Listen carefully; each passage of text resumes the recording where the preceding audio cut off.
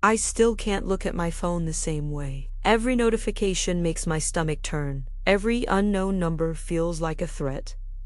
But I'm getting ahead of myself. Let me start from the beginning.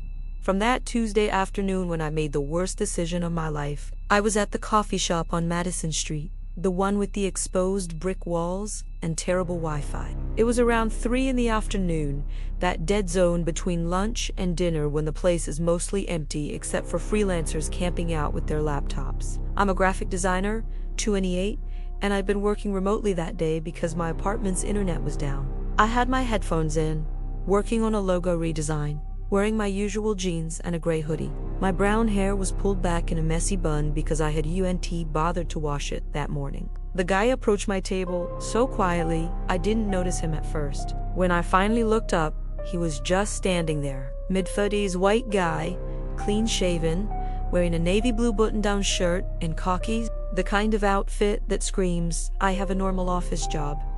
Brown hair neatly combed to the side, completely unremarkable. That's what I remember thinking. He looked so normal. "Excuse me," he said, his voice polite, almost apologetic.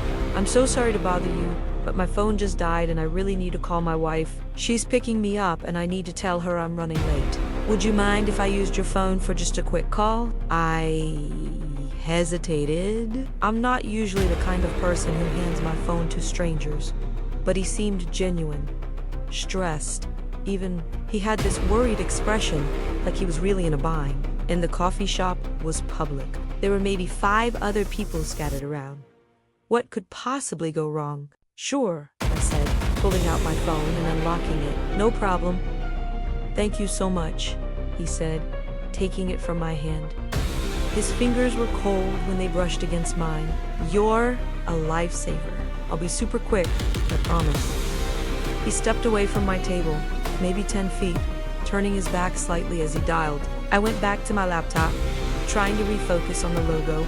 I could hear him talking, his voice low and muffled. The conversation seemed normal. He was saying something about being at the coffee shop on Madison, asking her to pick him up in 20 minutes instead of 10. Then he laughed. It was a short, genuine laugh. The kind you make during a normal phone conversation. I relaxed a little more. He came back after maybe 2 minutes, holding out my phone. "Thank you again," he said. "Really appreciate it. You saved me a lot of trouble." "No worries," I said, taking the phone back. I didn't even look at it. Just set it face down on the table and went back to work. He walked toward the door, gave me a small wave, and left. That was it. The whole interaction took maybe 3 minutes. I didn't think about it again for the rest of the afternoon. I finished my work around 5, packed up my laptop, and headed home. It wasn't until later that night, around 9, that I noticed something weird. I was lying in bed, scrolling through Instagram, when I got a text from an unknown number. Not that unusual. I sometimes get spam texts, but this one made me pause. "Thanks again for letting me use your phone today. You were really kind." I stared at the message. My first thought was that it was sweet, maybe a little unnecessary. But sweet? The guy from the coffee shop must have texted himself from my phone so he'd have my number. To thank me properly, I guess. But then I thought about it more. Why would he need my number? He already thanked me in person. And how did he even have time to text himself? The call only lasted a couple of minutes. I typed back, "No problem." "But how did you get my number?" The 3 dots appeared immediately. "Hey, you was typing." I sent myself a quick text while I was calling my wife. "Hope that's okay. I wanted to be able to thank you properly." Something about the message felt off. The phrasing was too formal, too careful. But I convinced myself I was being paranoid. He was just being polite, maybe a little overly polite, but that wasn't a crime. "It's fine," I typed back. "Glad I could help. You're very kind. Have a good night." I didn't respond. I put my phone on my nightstand and tried to sleep. But I kept thinking about that interaction, about how he'd turned his back when he was on the phone, about how quickly those 3 dots had appeared when I texted him. I told myself I was overthinking it, that I watched too many true crime documentaries, that not every stranger is a threat. But I couldn't shake the feeling that something wasn't right. The next morning, I woke up to another text, same unknown number. Sent at 6:43 in the morning. Hope you slept well? I stared at my phone screen, my heart rate picking up. That was weird. That was definitely weird. We'd exchanged maybe 3 texts total, and now he was texting me good morning. I didn't respond. I got ready for work, made coffee, tried to push it out of my mind, but around lunchtime, another text came through. Are you at the coffee shop today? I might stop by later. Okay, no. That crossed a line. I typed back quickly. I don't think it's appropriate for you to keep texting me. I was happy to help yesterday, but I'd prefer if you stopped contacting me. I thought that would be the end of it. A clear boundary. Most people would back off after that. The 3 dots appeared, disappeared, appeared again. I'm sorry if I made you uncomfortable. That wasn't my intention. I just thought we had a nice interaction and wanted to be friendly. I won't bother you again. I felt a little guilty. Maybe I had overreacted. Maybe he really was just trying to be nice and didn't realize he was coming on too strong. I didn't respond, but I felt like maybe I'd been too harsh. I didn't go to that coffee shop for the rest of the week. I worked from home, told myself it was because I was busy, but really, I just didn't want to risk running into him again. Friday night, I went out with friends. We hit a bar downtown, nothing fancy, just drinks and catching up. My friend Sarah was there, black woman in her late 20s with box braids and the best laugh, wearing this bright yellow dress that made her impossible to miss. We were having a good time. I'd almost forgotten about the weird texts. Around 11, I went outside to take a call from my mom. She'd even trying to reach me all week, and I'd been dodging her because I knew she wanted to lecture me about my lack of a dating life. I stood on the sidewalk, phone pressed to my ear, half listening to her talk about my cousin's engagement. That's when I saw him. Across the street, standing under a streetlight. Same guy. Same navy blue shirt, or maybe a different one. I couldn't tell from that distance, but it was definitely him. He was looking right at me. My stomach dropped. I stopped listening to my mom entirely. Sarah, I said, interrupting whatever she was saying, I have to call you back. I hung up before she could respond. I stared across the street. He didn't move, didn't wave, just stood there, watching me. I went back inside quickly, my hands shaking. I found Sarah at a table. We need to leave, I said. What? We just got here like an hour ago. Please, I'll explain later. I just need to go. Now, Sarah knows me well enough to know when I'm serious. She grabbed her purse, told our other friends we had to bail, and we left through the back exit. I kept looking over my shoulder the whole way to her car. Are you going to tell me what that was about? She asked once we were driving. I told her everything. The coffee shop, the texts. Seeing him outside the bar. Girl, you need to block that number, she said. Like, right now. And if you see him again, we're calling the police. She was right. I blocked the number that night. I felt better, safer, like I'd taken control of the situation. But Monday morning, I got an email. The email came to my work address, the one I use for clients and professional contacts, the one that's listed on my portfolio website along with samples of my design work. Subject line, just wanted to check in. I felt sick before I even opened it. Hi, I noticed you blocked my number. I understand if I came on too strong. I really didn't mean to scare you. I just wanted to say that I think you're a really interesting person and I'd love to get to know you better. Maybe we could meet for coffee sometime. No pressure, let me know. He signed it with his name, Derek Morrison. Now, I had a name. I immediately Googled him. LinkedIn profile came up first. Derek Morrison, account manager at some marketing firm downtown. His profile picture matched the guy from the coffee shop. 34 years old, graduated from State University, over 500 connections. Everything looked normal, legitimate. That somehow made it worse. I didn't respond to the email. I talked to my boss about it, a woman in her 50s named Patricia, with short gray hair and no-nonsense attitude. She told me to document everything and consider filing a police report if it continued. He hasn't threatened me, I said. He's just being persistent. Persistent is how it starts, Patricia said. Trust your gut. For a few days, nothing happened. No emails, no texts from new numbers. I started to relax again, started to think maybe he'd finally gotten the message. Then I came home from work on Thursday and found a package outside my apartment door. It was a small box, maybe 6 inches square, wrapped in brown paper. My name and address were written on it in neat handwriting. No return address. I brought it inside, my hands shaking. I should have thrown it away, should have called the police right then. But curiosity got the better of me. Inside was a framed photo. A photo of me at the coffee shop.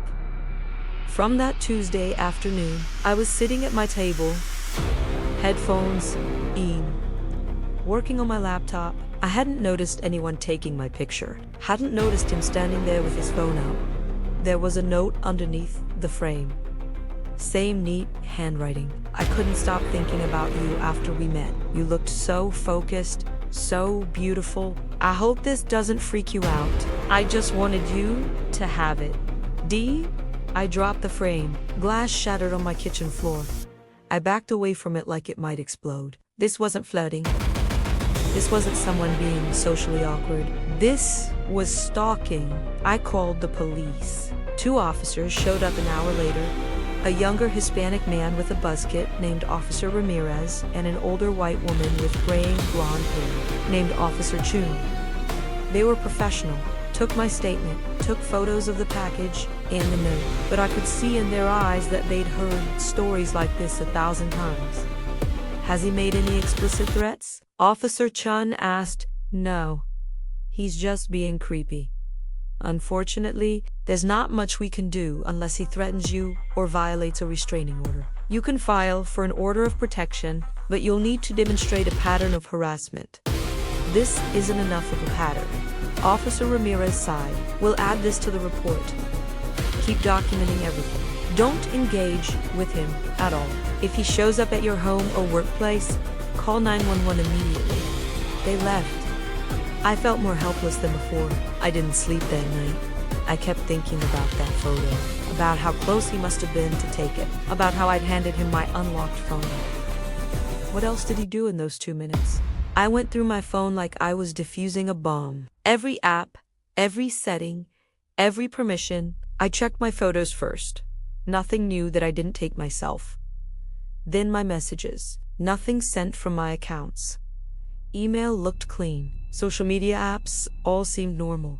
But then I checked my cloud storage. I have automatic backup turned on for photos, most payoply. Dude, I never think about it. But when I logged into my account on my laptop and checked the activity log, I saw something that made my blood run cold. On Tuesday, at 3:14 in the afternoon, right when I'd given him my phone, someone had accessed my cloud storage and downloaded files.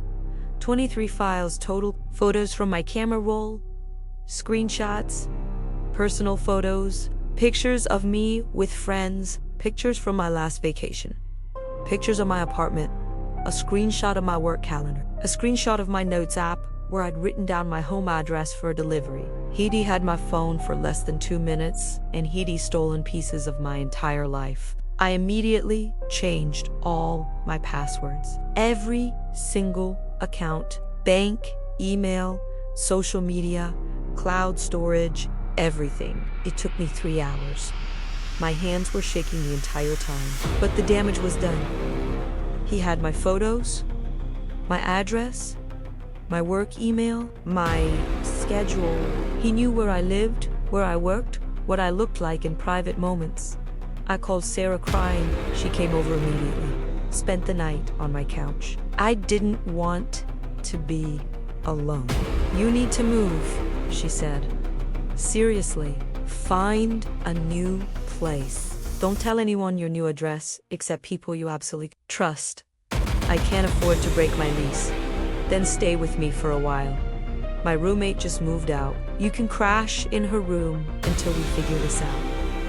I should have taken her up on it. I should have packed a bag that night and left. but I didn't want to let him win. Didn't want to abandon my life because some creep couldn't take a hint. That was a mistake. Friday morning, I went to work like normal. I'd barely slept, but I needed the distraction. I worked in an open office with about 20 other people, mostly designers and account managers. Busy enough that I could lose myself in projects. Around 2 in the afternoon, the receptionist called my extension. "Hey, there's someone here to see you." "A Derek Morrison says he's a potential client." My heart stopped. "Tell him I'm not available. He says he has an appointment." "I don't have any appointments scheduled. Please ask him to leave." There was a pause. I could hear muffled voices in the background. "He's insisting he emailed you about meeting today. Do you want me to call security?" "Yes, please." I grabbed my phone and texted Patricia immediately. Told her what was happening. She came to my desk within seconds, her face set in a grim expression. "Come with me," she said. "We're going to wait in the conference room until he's gone." We watched from the conference room window as security escorted him out of the building. He didn't make a scene, didn't argue, just left quietly, like he'd made his point. Like showing up at my workplace was perfectly normal. Patricia called the police again, filed another report, started the process for a restraining order on my behalf. But I knew it wouldn't matter. He wasn't following legal logic. He was following his own twisted version of romance or obsession or whatever was going on in his head. That night, I did move in with Sarah. Packed enough clothes for a week and left my apartment. I didn't tell my landlord, didn't forward my mail, just disappeared. I thought that would be enough, that if he couldn't find me, he'd eventually give up. I was wrong. 3 days after I moved in with Sarah, I got a message on Instagram from an account I didn't recognize. No profile picture, no posts, just a message request. "I know you're staying with your friend Sarah on Belmont Avenue. I saw you go into her building on Friday night, the brick one with the blue door, Unit 3B. You were wearing your gray hoodie and carrying a duffel bag. You looked upset. I wish you'd just talk to me instead of running away." I screamed. Actually screamed. Sarah came running from the kitchen, saw my face, saw my phone. "What the fuck?" she whispered.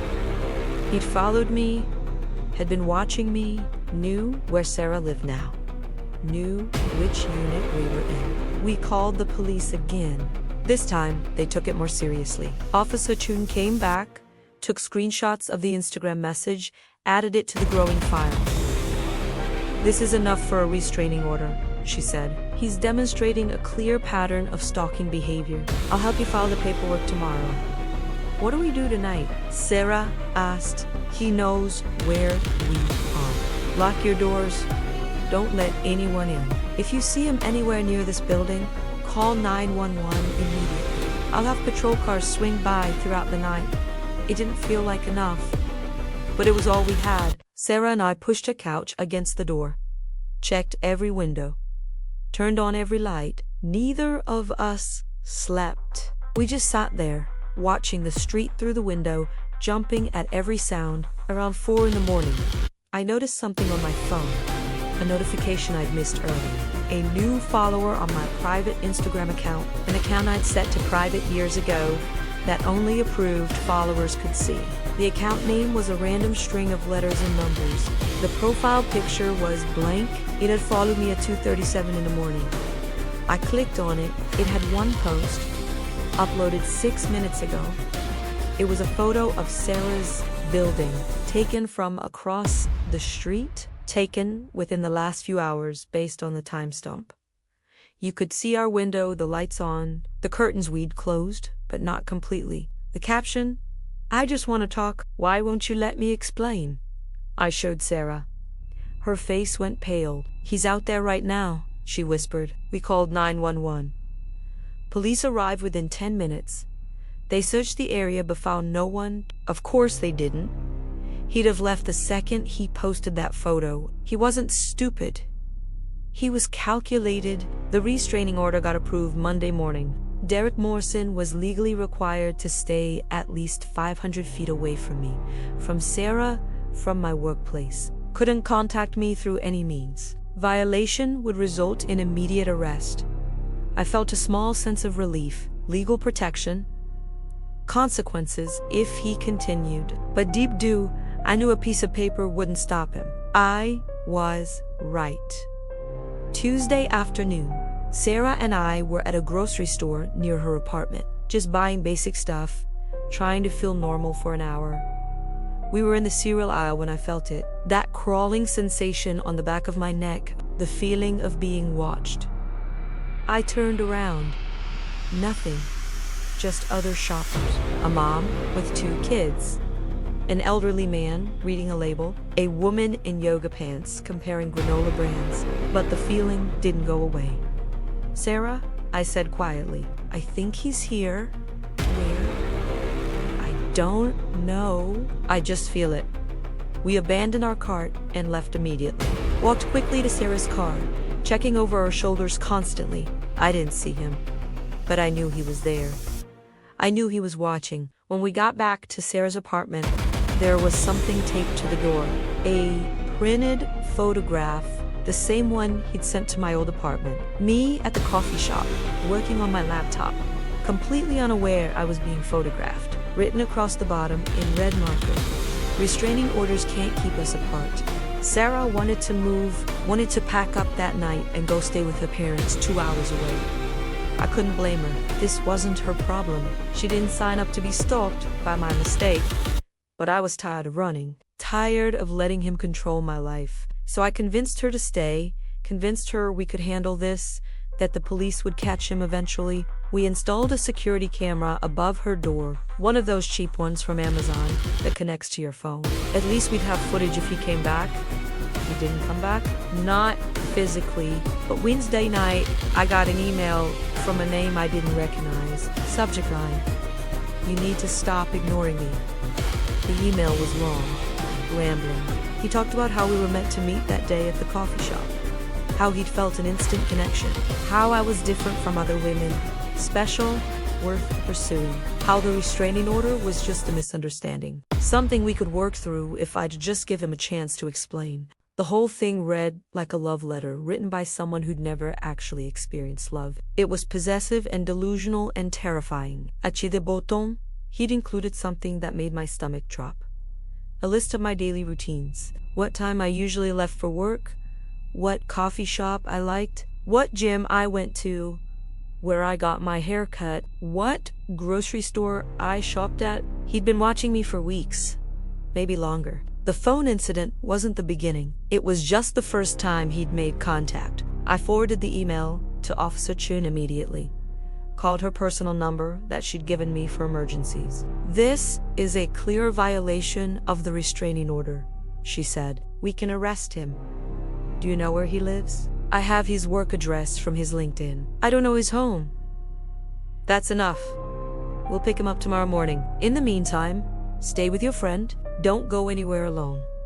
I felt a rush of relief. Finally something was being done. Officer Chun called me the next morning. I could hear the frustration in her voice before she even spoke. "He's gone." "What do you mean gone?" "We went to his workplace. They said he quit on Monday. Didn't give notice, just stopped showing up. We went to his last known address, an apartment in West End.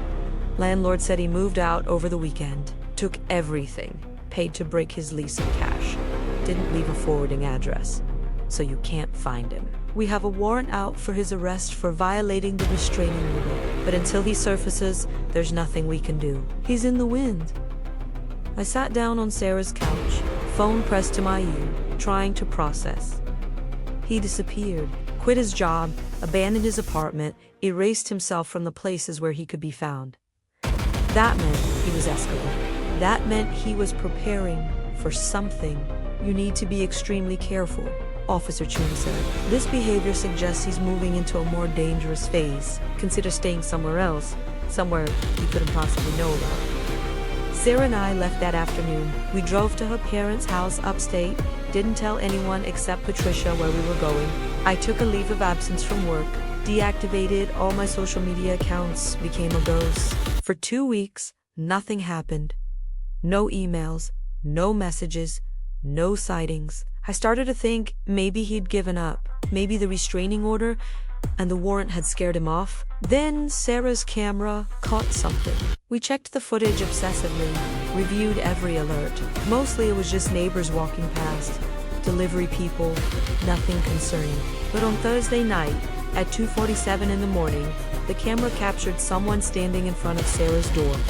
The figure was wearing all black, pulled up, fuzzy, obscure. They stood there for almost 3 minutes, completely still, staring directly at the camera.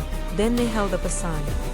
White poster board with black letters. I know you're not here, but I'll wait. We showed the footage to police. They increased patrols around Sarah's building, but the person in black never came back. At least not when the camera was watching. I couldn't live like this anymore. Couldn't keep hiding. Couldn't keep dragging Sarah into my nightmare. I hired a private investigator, a woman named Marcus, 50-something, black woman with short natural hair going gray at the temples. Former police detective who specialized in stalking cases. She wore practical clothes, always carried herself like she'd seen worse than my situation. I've handled cases like this before, Marcus told me during our first meeting at a diner near Sarah's parents' place. Men who fixate, who convince themselves they're in love, who can't accept rejection. The restraining order was the right move, but it's just paper. What you need is information. We find out everything about Derek Morrison. His patterns, his habits, his weaknesses. Then we figure out how to make him stop. She got to work immediately, pulled records, interviewed his former co-workers, tracked down his Derek had been fired from 2 previous jobs for inappropriate behavior toward female colleagues. One had filed a complaint for repeatedly asking her out after she'd said no. Another had reported him for showing up at her apartment uninvited. Both times, he'd left the jobs before any formal action was taken. His ex-girlfriend, a woman named Jennifer with long blonde hair and a nervous energy, agreed to talk to Marcus. She told a story that made my skin crawl. They dated for 4 months 2 years ago.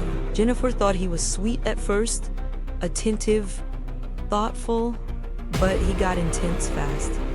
Started texting her constantly. Got upset if she didn't respond within minutes. Started showing up at her work during lunch. Asked her to share her phone's location with him for safety.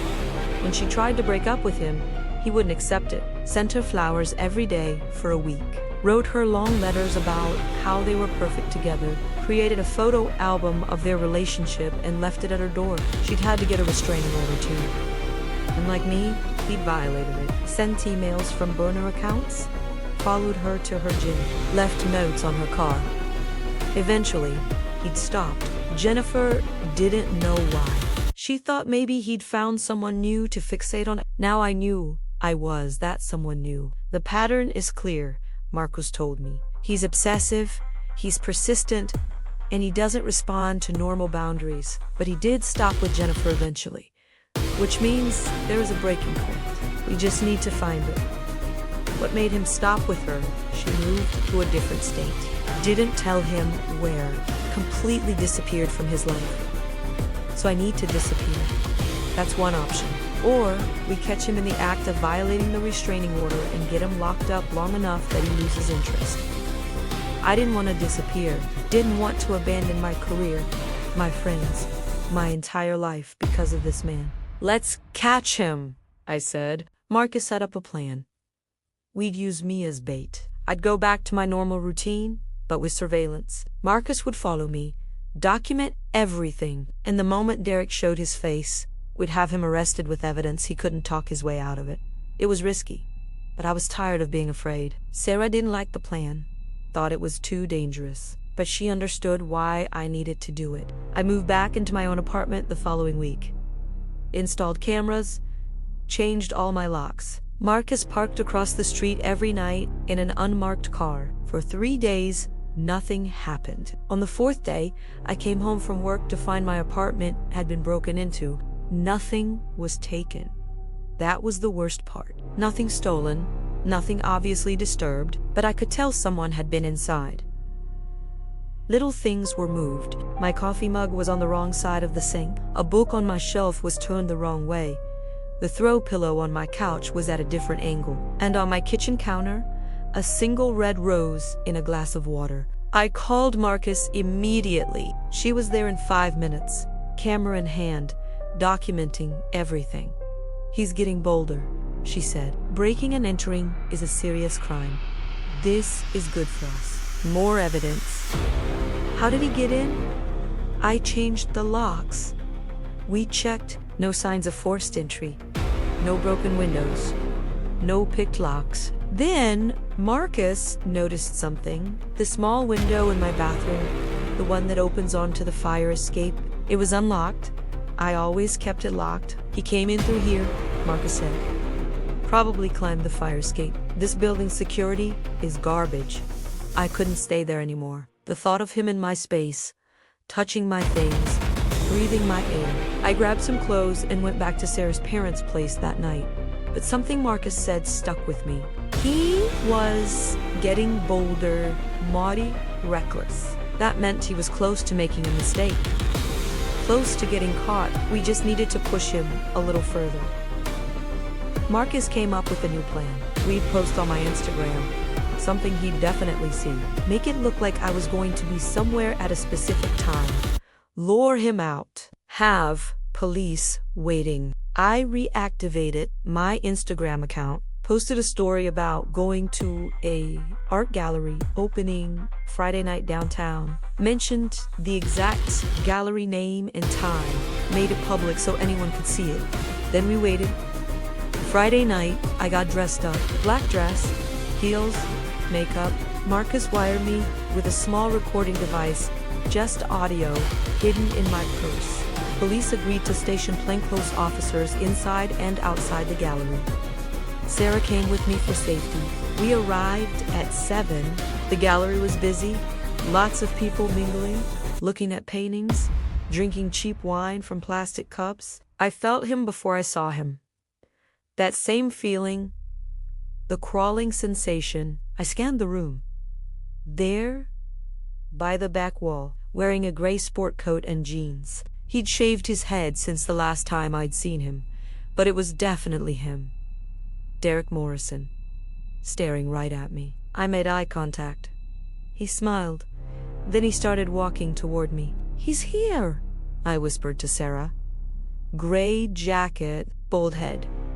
Sarah turned, saw him, her eyes going wide. I signaled to one of the plainclothes officers, a tall white man in his 40s pretending to study a sculpture. He saw Derek approaching me and started moving in. Derek got to me first, stood right in front of me, too close, invading my space. "You look beautiful tonight," he said. His voice was soft, almost tender. "I knew you'd come. I knew you couldn't stay away from me forever." "You need to leave," I said, my voice shaking. "You're violating a restraining order. That's just a piece of paper. It doesn't mean anything. Not compared to what we have. We don't have anything. You're a stranger who stole my information and has been stalking me for weeks." His smile faltered. "Don't say that. You don't mean that. I know you feel it too." That connection we had at the coffee shop. The plainclothes officer reached us. "Sir, I'm going to need you to step away from her." Derek looked at the officer, then back at me. His expression changed. The softness vanished, replaced by something cold and angry. "You set me up," he said. "You brought the police. You brought this on yourself. Leave me alone." "I can't," he said. "Don't you understand? I can't stop thinking about you. You're all I think about, every minute of every day." 2 more officers appeared. Derek didn't resist. He let them handcuff him, but he kept his eyes on me the entire time.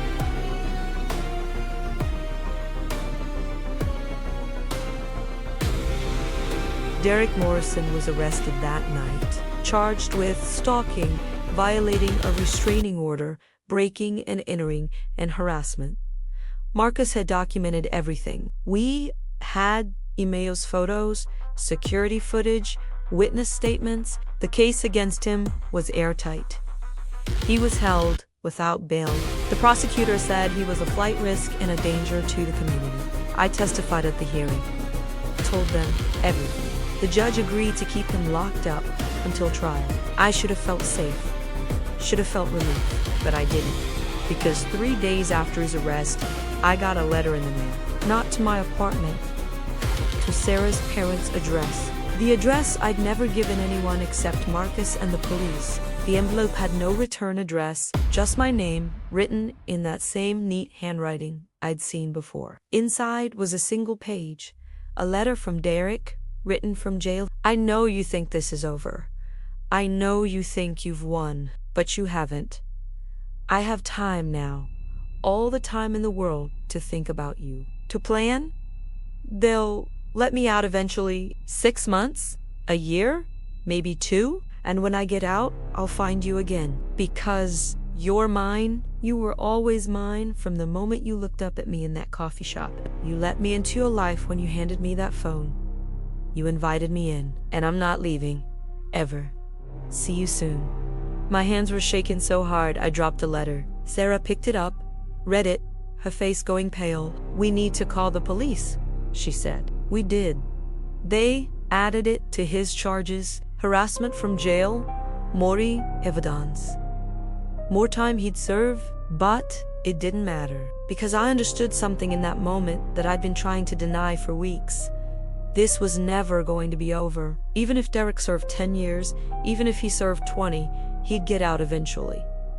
And when he did, he'd come looking for me. Because in his mind, I belonged to him. And nothing, not restraining orders or jail time or police protection, would change that. Marcus tried to reassure me, said people like Derek often lost interest over time, especially after spending years in prison. Said I'd probably be safe. Probably. That word haunted me.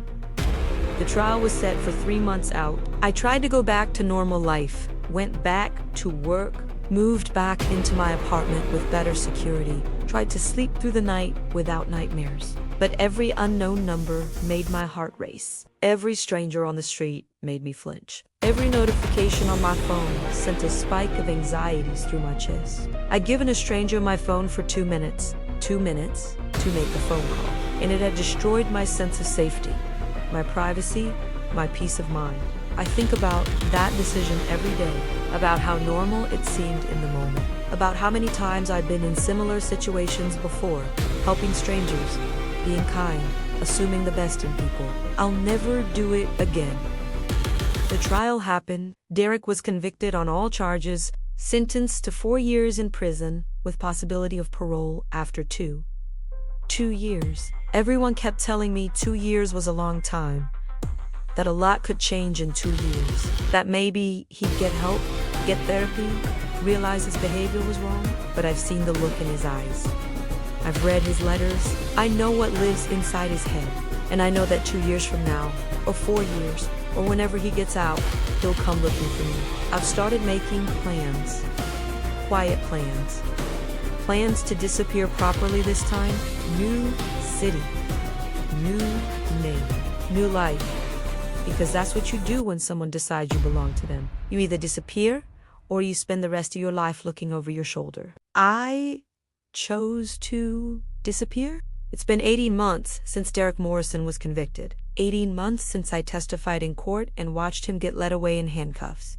He's eligible for parole in 6 months. I've already left, changed my name legally, moved to a city I'd never mentioned to anyone, got a new job under my new identity, deleted every social media account, became someone else. Sarah is the only person who knows where I am. We use encrypted messaging apps, and she never says my new name out loud, even when we're alone. It's like my old self died that day in the coffee shop, and someone new was born from the paranoia and fear. I still check the news from my old city obsessively, looking for any mention of Derek Morrison, any hint that he's been released early, any indication that he's looking for me. Last week, I got a notification, a Google alert I'd set up with his name. He was denied parole, too many infractions in prison, fights with other inmates, failure to complete anger management courses. The parole board decided he wasn't ready for release. I should feel relieved. I should feel safe for at least another year. But I don't, because 2 days after that parole hearing, I got a message on my LinkedIn. My new LinkedIn. with my new name, my new city, my new job. An account I'd created just 3 months ago. The message was from a profile with no picture, a random name I didn't recognize. I know who you are. I know what you did. You can't hide from me forever.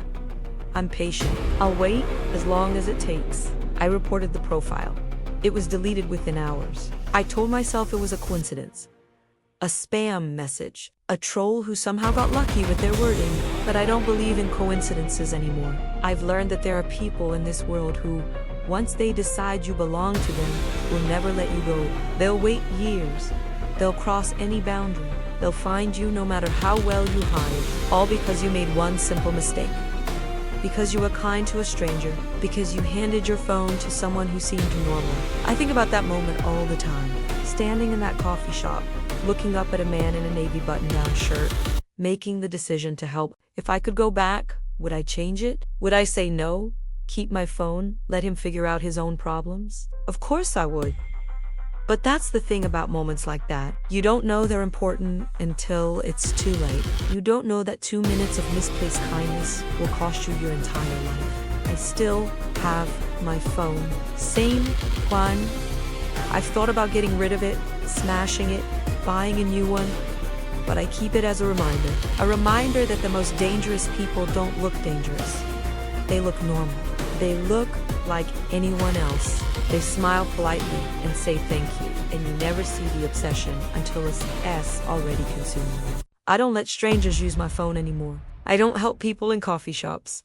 I keep my head down and trust no one. That's what he took from me. Not just my safety, but my ability to be kind without fear. Sometimes late at night, when I can't sleep, I wonder if he's doing the same thing I am. Lying awake, thinking about me, making plans, counting down the days until he's free. And I wonder if, when that day comes, whether disappearing will be enough, whether any amount of distance or precaution will keep him from finding me. Because the truth is, I'll never really know if I'm safe. I'll spend the rest of my life waiting for him to appear, checking over my shoulder, flinching at shadows. That's the real horror. Not the stalking itself, but the permanence of it. The way it never really ends, even when it ends. The way it rewrites your brain, makes you see threats in every interaction, danger in every kindness. I gave a stranger my phone, and he took everything. If you're reading this, learn from my mistake. Your phone isn't just a device. It's your entire life. Your photos, your contacts, your messages, your location, your patterns, your secrets. Never let it out of your sight. Never unlock it for someone you don't know. Never assume that 2 minutes can't change everything, because they can and they won't. I'm still looking over my shoulder, still waiting for a message from an unknown number, still checking every face in every crowd to see if it's him. Still trapped, even though I ran, still his, even though I disappeared. That's what he wanted in the end. Not to have me, but to make sure I'd never be free. And he won.